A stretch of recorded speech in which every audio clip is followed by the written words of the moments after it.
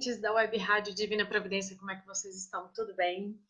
Espero que estejam tão bem quanto eu. Estou muito feliz de estar com vocês hoje, porque hoje nós vamos falar sobre como me libertar dos meus cativeiros. Nossa, que assunto estranho, Thalia, não entendi nada. Olha, fica com a gente, que você vai entender tudinho, tá bom? Mas antes de eu explicar melhor sobre que tema estranho é esse que nós vamos falar hoje, vou pedir música já, pode ser? Antes vamos entregar o programa, e aí vamos rezar comigo, por favor, uma Ave Maria para pedir a intercessão da nossa querida Mãe Santíssima para iluminar e abrir os caminhos. Já temos pessoas conosco aqui, Ítala, bem-vinda, Jones, enfim. Chama as pessoas, minha gente, compartilha a live, que o programa vai ser bom, tá bom? Reza uma Ave Maria comigo, por favor. Ave Maria, cheia de graça, o Senhor é convosco.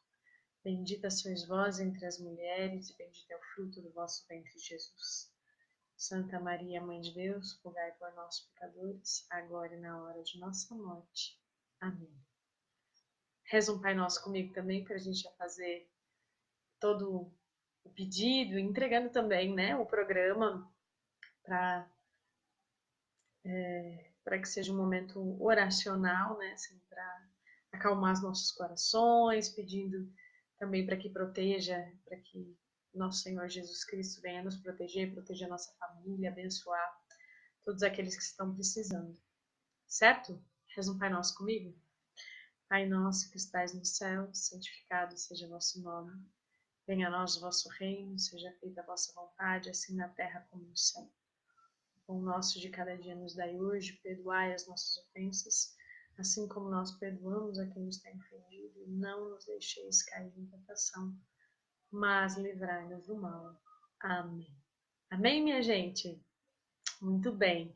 E aí temos várias pessoas aqui conosco. Olha, Irene, Otair, Pamela, Handley, Fernanda. Ai, um beijo para todos vocês. Muito obrigada por estarem conosco. E vamos falar então um pouquinho sobre como nos libertar. Olha, gente, tá parecendo um trava-línguas esse tema de hoje. Como nos libertar dos nossos cativeiros. Bafo. E aí, para já começar a falar sobre isso, vamos de música, certo? Vou cantar uma música que vocês devem conhecer, chama-se Amar-te Mais, do Davidson Silva. E aí já explico já por que essa música tem a ver com o programa de hoje, mas também é uma música bastante oracional. Vamos aproveitar para rezar um pouquinho, já que temos aqui Nosso Senhor logo atrás da gente, né? Dedicar essa música ao amor verdadeiro, né? Isso que vem de Deus, que é um amor incondicional, tão difícil da gente conseguir praticar, né? Enquanto seres humanos, muito difícil. Mas ele foi capaz, né? De ajuda. Combinado?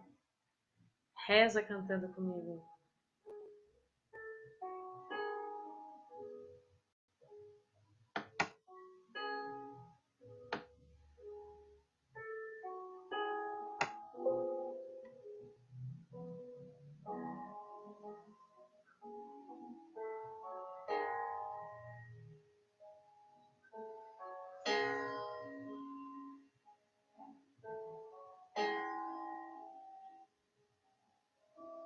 Amar-te mais que a mim mesmo, amar-te mais que tudo que há aqui, amar-te mais que aos mais queridos, amar-te e dar a vida só por ti. Coloca a mão no seu coração.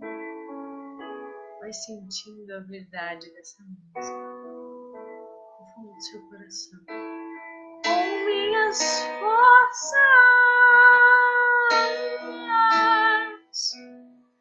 com minha alma, de todo o coração, viverei eu só pra te amar. amar-te, amar-te,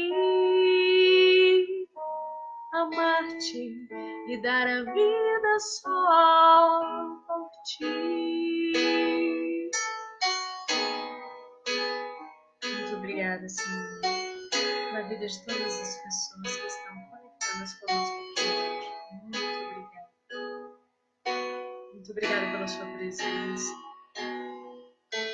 por nos receber no seu coração. Muito obrigada, Senhor.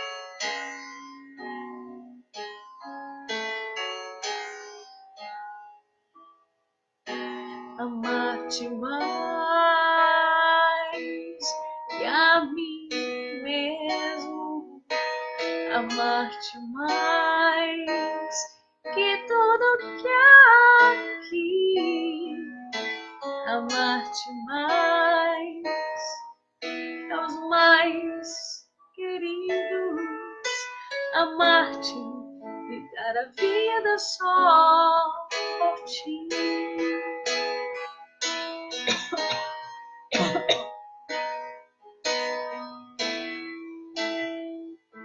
Obrigada, Senhor. Muito obrigada por essa vida. Todas essas pessoas que estão conosco nesse momento. Pelas famílias. Por todas as famílias, Senhor. Muito obrigada. Amar-te. Amar-te. Amar-te. E dar a vida só por ti. Com minhas forças,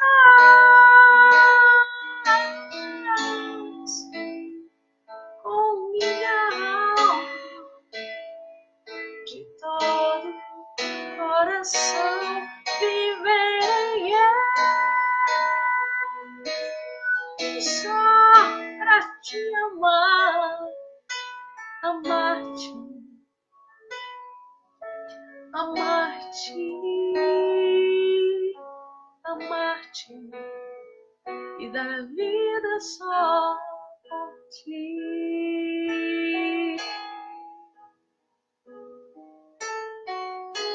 Muito obrigada, Senhor, pelo dom da vida de cada um de nós. Muito obrigada, Senhor, porque o Senhor cuidou de cada um, mínimos detalhes que estamos aqui hoje. Muito obrigada.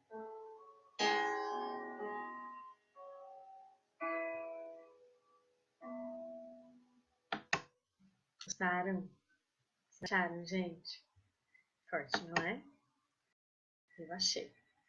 Um monte de gente dizendo várias coisas aqui, eu perdi tudo, vou rever aqui.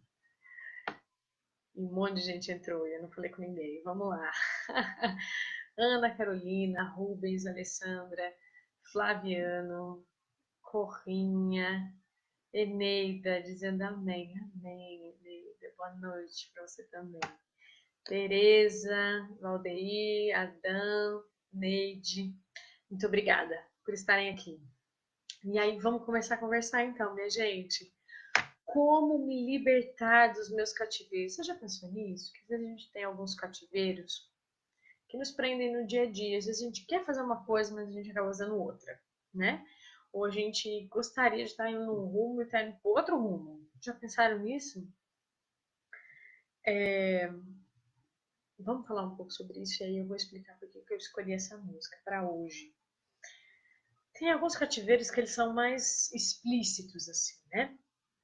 E aí, podemos falar primeiro sobre eles. Então, por exemplo, quando a gente está falando de usuários de drogas, né? Não sei se vocês têm contato com usuários de drogas, se conhecem, enfim, se entendem um pouquinho da dinâmica, de como é a dinâmica de um usuário de drogas, né? A vida de um usuário de drogas. Ou de um ex-usuário de drogas. É algo muito complexo, assim, né? Porque um ex-usuário de drogas, mesmo que ele tenha feito tratamento e tudo mais, ele nunca mais está liberto do vício, né? Ele tem que vigiar sempre para não voltar a cair. E aí pode ser qualquer tipo de droga, né, gente? Não falando só de, sei lá, cocaína, crack, enfim.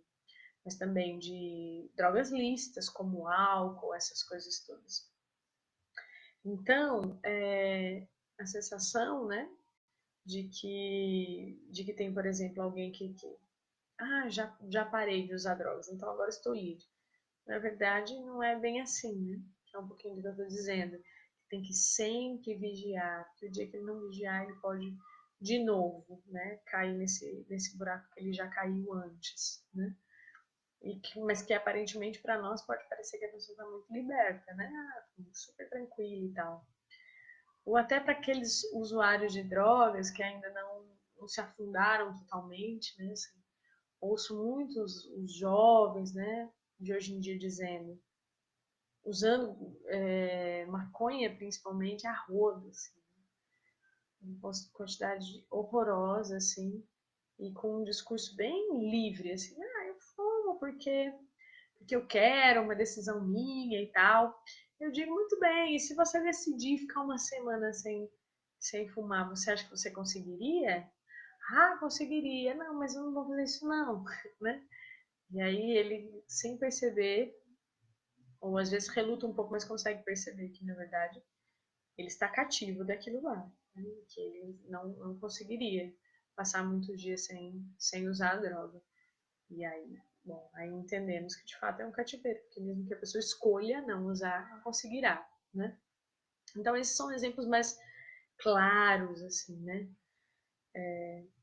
De cativeiros que podem acontecer na nossa vida, né? Mas muitas vezes um cativeiro que eu estava lendo na Bíblia. Entrou um monte de gente aqui, gente. Espera que eu vou dar um oi para as pessoas que entraram. Neide, Magnificate Arte, muito chique. Horácio, Maria, Noel, Maria. Obrigada, viu, por estarem conosco. Estava lendo na Bíblia, né? E aí Paulo ficou preso, né, no cativeiro. Preso, literalmente preso, né? Por, por alguns anos. E aí, mas ele dizia que ele era prisioneiro de Cristo Jesus, né? Olha que coisa interessante, né? Então ele tinha consciência de que não eram as grades físicas que o prendiam ali, mas era o que Deus queria fazer com ele, que depois saiu de lá e foi fazer outras coisas e deu tudo certo, né? Mas interessante essa questão de que a nossa percepção, às vezes, né, de se está cativo ou se está livre, às vezes é distorcida mesmo, né? Eu tenho alguns exemplos, por exemplo, fisicamente, né? Não sei se vocês já viram ou já leram. Tem um livro e tem um filme também que se chama O Escafandro e a Borboleta, que é a história de um homem que ficou, eu diria tetraplégico, mas era mais do que tetraplégico, né? Porque o tetraplégico ainda consegue mexer a cabeça para cima, ele só conseguia movimentar os olhos, né? Mas estava 100% consciente, né, de tudo que estava acontecendo. Então ele era cativo do próprio corpo, não é? Mas, mediante a isso, ele poderia ter a mente muito liberta, inclusive ele escreveu um livro falando, né, sobre essa situação e tudo mais, só piscando, né, que tinha uma mulher que estava disposta a ajudá-lo. E ele foi ditando letrinha por letrinha, né, com o piscar dos olhos, até escrever um livro. Então, a mente dele talvez não estivesse tão aprisionada assim. Bom, e aí, minha gente, a gente também tem uma coisa que se chama essa questão do amor, né? Se o amor é algo que nos torna cativo ou que nos torna liberto. O que a gente vive, de um jeito ou de outro na vida, é amor. Até quando acontece alguma coisa muito ruim, né? Quando alguém faz alguma coisa muito ruim para nós, ou enfim, né, na vida e tudo mais, se a gente cavar um pouquinho, a gente vai achar amor, mas é que às vezes esse amor está numa forma doente, né? É um amor que não consegue dar os frutos que deveria e tudo mais, né? Porque foi distorcido. Mas de um jeito ou de outro ainda é amor que existe ali naquele lugar, né? Aquilo que está acontecendo. E por isso é importante a gente entender qual é o amor que a gente está exercitando na nossa vida, né? Se é um amor que é doente ou se é um amor que liberta, né? Um amor que cura, um amor que, enfim, né? Que dá possibilidades. Porque esse amor que a gente quer prender as pessoas a gente, assim, é um amor que já tá doente, né? Assim, que já não consegue fazer o bem que o amor deveria fazer. E aí, pensando nisso tudo, eu quero compartilhar com vocês um texto que eu escrevi essa semana. Já tem alguns meses aqui no programa que muitas vezes eu peço oração ao meu tio, que está internado já há muito tempo no hospital, num estado bem grave. E eu moro em São Paulo, eles estão no interior. E fim de semana passada eu fui visitar meu tio no sábado. Foi no dia que eu escrevi esse texto que eu vou ler para vocês, contando um pouquinho de como foi essa experiência de vê-lo. Meu tio é tetraplégico. Então, também falando aí um pouquinho dessa prisão, né? Vou ler o texto para vocês. Hoje eu vivi um misto de sensações, todas elas baseadas em muito amor. Logo, todas elas foram muito fortes. Vivi a experiência de visitar meu tão amado tio Edson, que está hospitalizado há muitos meses, e pude ter a feliz reflexão de me lembrar o que somos. Agradeço ao meu tio por isso. Olha que experiência divina. Pude me lembrar que somos nada, somos pó. Do pó viemos e para ele voltaremos. Sendo assim, do que vale então o nosso dinheiro? Do que vale o nosso egoísmo? Do que vale o nosso pudor? Do que vale o nosso rancor? Do que vale o nosso ego? Do que vale o nosso glamour? Ouso responder de que nada vale. Depois de pensar isso tudo, fiz uma rápida oração, agradecendo a Deus pela família que Ele escolheu para mim. Isso é o que temos. E como sou sortuda de ter nascido numa família que sabe o que é amor verdadeiro. O amor verdadeiro não é quando eu olho para o outro e digo o que eu quero para ele, e sim quando eu consigo oferecer ao outro o que ele precisa e não o que eu quero dar. Quando eu respeito, quando eu coloco o que é melhor para o outro acima da minha dor. Quando eu olho para a pessoa que amo e ofereço o que ele precisa e não o que eu preciso. Quando eu suporto a minha dor para dar mais ouvidos à dor do outro. É quando eu consigo ser humilde o suficiente para deixar os meus julgamentos longe da cena e colocar no foco a necessidade do outro, perguntando humildemente: o que você precisa? O que eu posso fazer por você? Deixo aqui registrada a minha mais sincera admiração por vocês. Minha tia, Uga della Libera Euquaire, meu primo, Felipe Euquaire, e minhas primas, Samara della Libera Euquaire e Sara della Libera Euquaire, que têm feito de forma tão divina esse difícil exercício de amar verdadeiramente. Deus com certeza está para lá de orgulhoso, e eu também.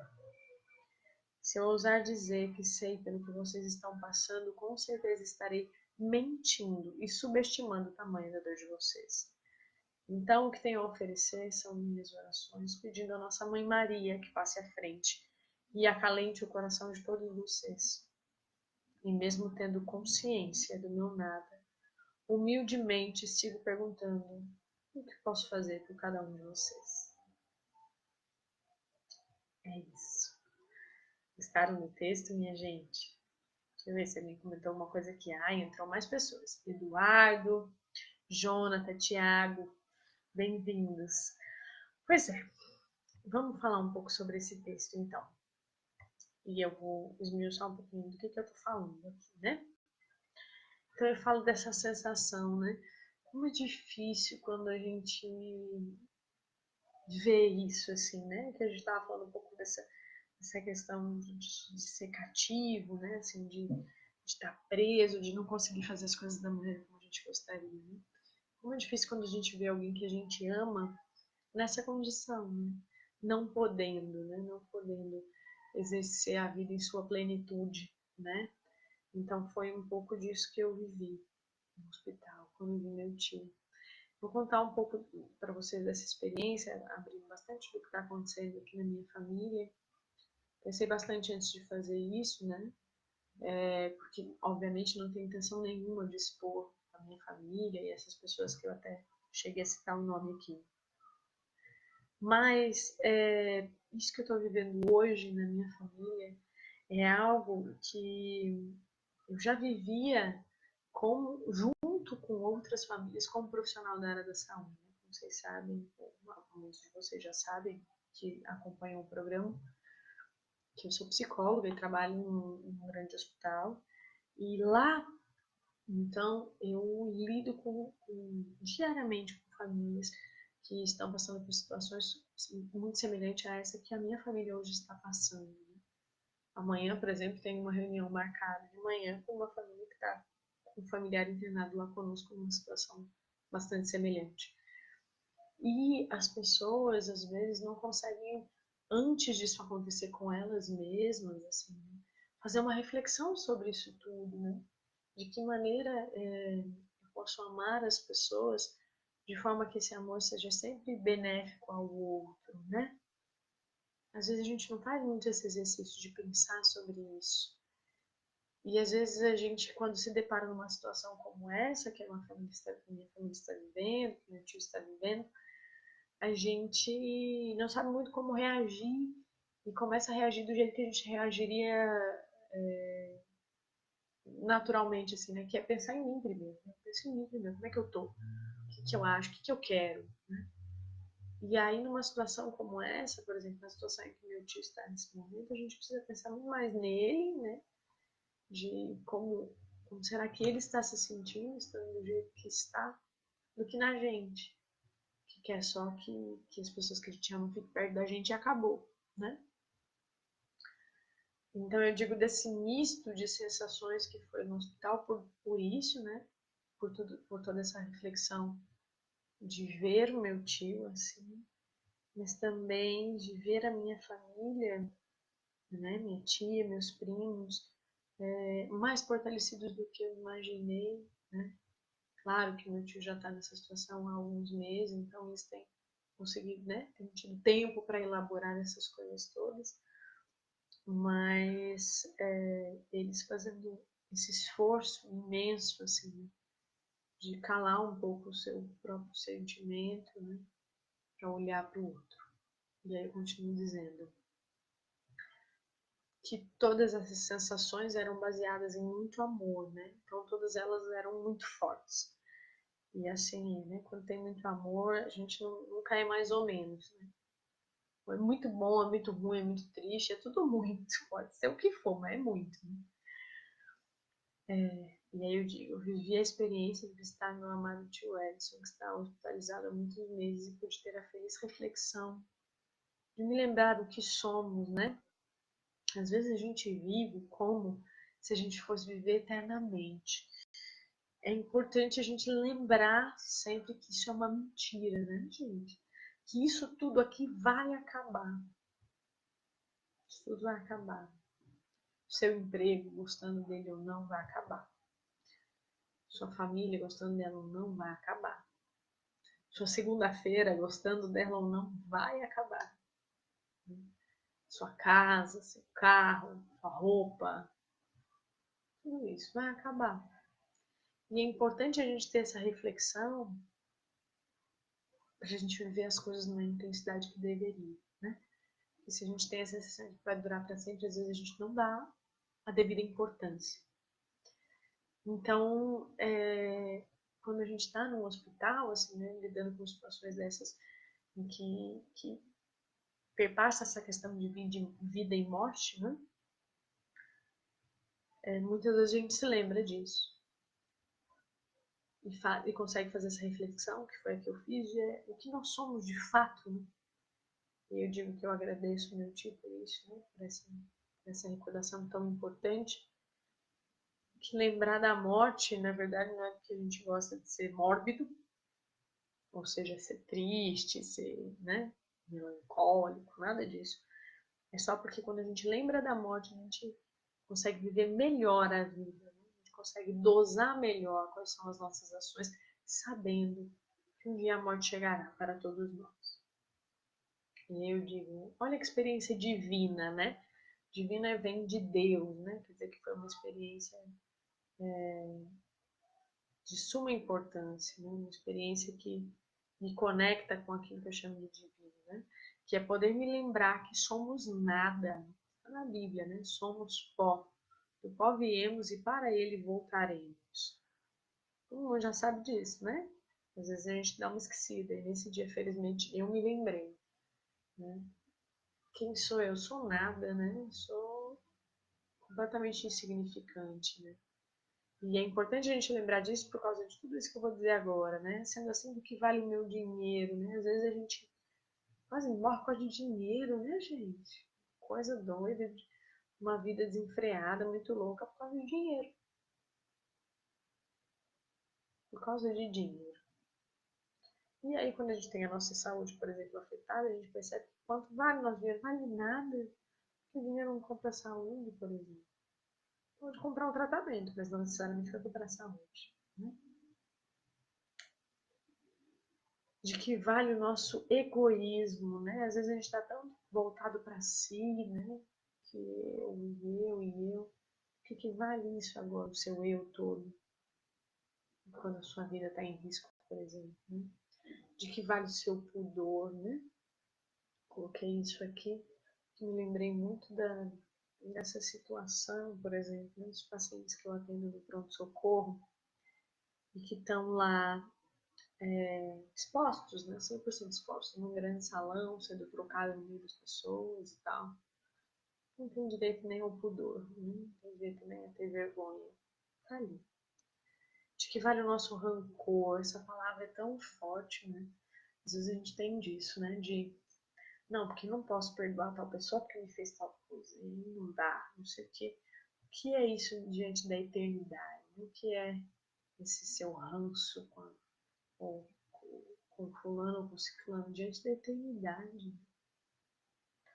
Que é o nosso ego. O ego é o eu mesmo, né? Assim, o que eu acho, penso de mim mesmo.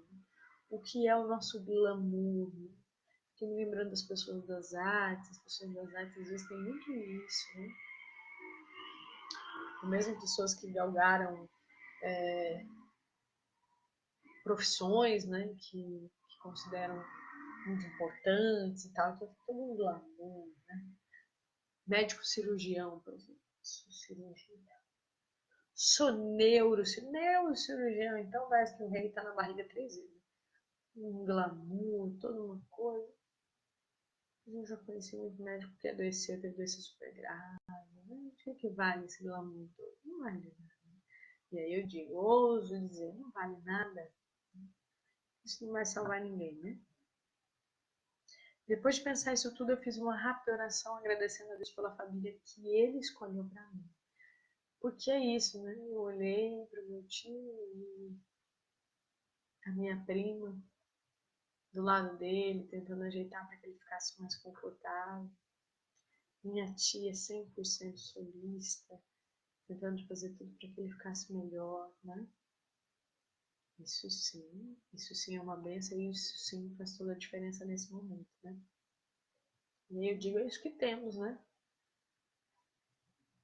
E como eu sou sortuda de ter nascido numa família que sabe o que é o verdadeiro amor, né? E aí eu digo isso pensando nessa minha tia, nesses meus primos, né? Que estão ali tentando fazer o melhor pro meu tio, mas mais do que isso, não exigindo dele que ele permaneça ali, que permaneça nessa vida, não mais do que o que Deus deseja para ele, né? Às vezes a gente agarra com os dentes, não quer que solte, não quer que vá embora, não quer que Deus leve, esquecendo que as pessoas são um presente na nossa vida. E às vezes é presente com data de validade, sim, né? Vem para ficar um tempo, mas não, talvez não a vida toda. E aí eu continuo dizendo, o amor verdadeiro não é quando eu olho para o outro e digo que eu quero para ele, né? Porque isso é imposição, né? Eu imponho para o outro o que eu quero. Inclusive, isso é muito desrespeitoso, né? E sim quando eu consigo oferecer ao outro o que ele precisa e não o que eu quero dar. Olha aí, né? Às vezes, na melhor das intenções, como você trata o trato o outro do jeito que eu gostaria de ser tratado. Mas não serve, né? Porque cada um é cada um e cada um quer ser tratado de um jeito, né? É importante tratar o outro do jeito que ele quer ser tratado, né? Dar o que ele precisa, não o que eu quero. Né? O que eu quero tem que ser dado a mim, ao outro tem que ser dado o que ele quer. Então é quando eu respeito, quando eu coloco o melhor para o outro acima da minha dor, né? Então, principalmente em casos como esse, por exemplo. Né? Quando um ente querido se vai, a gente sofre demais. Demais. Uma dor insuportável. Meu avô paterno, por exemplo, faleceu há mais de 6 anos. Até hoje eu chorei pela morte dele, 6 anos depois. Você acha que eu gostaria? De jeito nenhum. Quem gostaria, né, gente? Mas é assim que é, né? E eu tenho que conseguir entender que o outro às vezes não pode mais estar comigo. E assim é. Então, esse amor que eu digo aqui verdadeiro, não é que o restante do mundo não seja amor, né? Mas esse é um amor saudável, né? Esse é um amor da sua condição plena, né? É quando eu olho para a pessoa que eu amo e eu ofereço o que ela precisa, não o que eu preciso, porque o que eu preciso é para mim. O que a outra pessoa precisa pode ser completamente diferente, né? Eu tô morrendo de sede, a pessoa me dá um pedaço de pão. Muito obrigada, mas não tô com fome, eu tô com sede. O pão vai me matar a sede? Não vai, né? Quando eu suporto a minha dor para dar ouvidos à dor do outro. Olha aí, né? E senão eu fico só querendo impor pro outro o que é bom para mim e isso pode fazer o outro sofrer muito. É quando eu consigo ser humilde o suficiente para olhar os meus julgamentos longe da cena. Então, o meu julgamento, de que ele serve, minha gente? Tipo, provavelmente nada, né? Até porque eu tô muito certa de alguma coisa até a página 2, né? Depois já não se sabe, né? Um pouquinho do que acontece na Bíblia, por exemplo, né? Quando querem apedrejar a mulher adúltera, né? E aí tá todo mundo preparadinho, já com a pedra na mão para jogar nela. Até que Jesus diz: bom, se você não tem nenhum pecado, fica à vontade. Aí ninguém teve coragem. Então tá fácil atirar a pedra no outro, tá fácil, mas a hora que eu consigo olhar para mim, eu vejo que, bom, talvez eu não deva jogar, não, né? E coloco no foco a necessidade do outro. Né? Se eu estou falando do outro, se o momento é do outro, é isso que tem que ir para o foco, né? Isso que tem que ter a luz ali incidindo sobre ele para conseguir ver claramente, né? E perguntar humildemente o que você precisa, porque às vezes a gente acha que a gente consegue adivinhar o que o outro está precisando. E a gente não consegue, né, gente? O único jeito de saber o que o outro está precisando é quando o outro diz pra gente. Porque senão não vai saber, né? Perguntar humildemente o que posso fazer por você. Às vezes a gente vê tantas pessoas tentando ajudar umas às outras, mas justamente por essa questão da falha da comunicação, não consegue. Então, na melhor das intenções, mas fica igual doidinha assim, bater na cabeça, assim, né?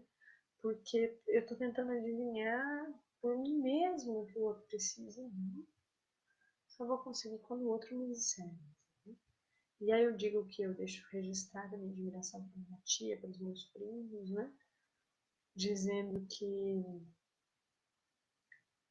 eles, de forma tão divina, né? Têm feito esse exercício de amar com essa verdade, né? E que Deus com certeza está orgulhoso, e eu também, é claro, né? Porque eles têm feito com certeza isso, assim, de colocar o que é melhor para o meu tio acima do que é melhor para eles.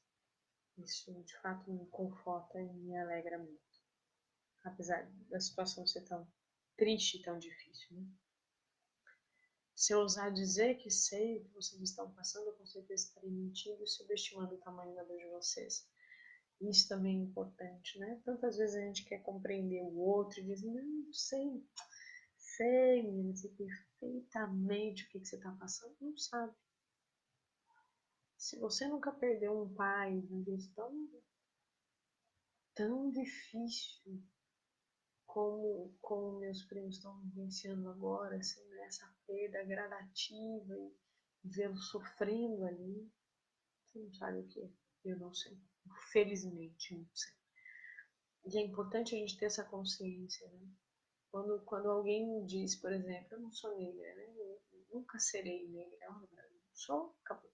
Então, se eu disser que eu sei o que é sofrer racismo, eu estou mentindo.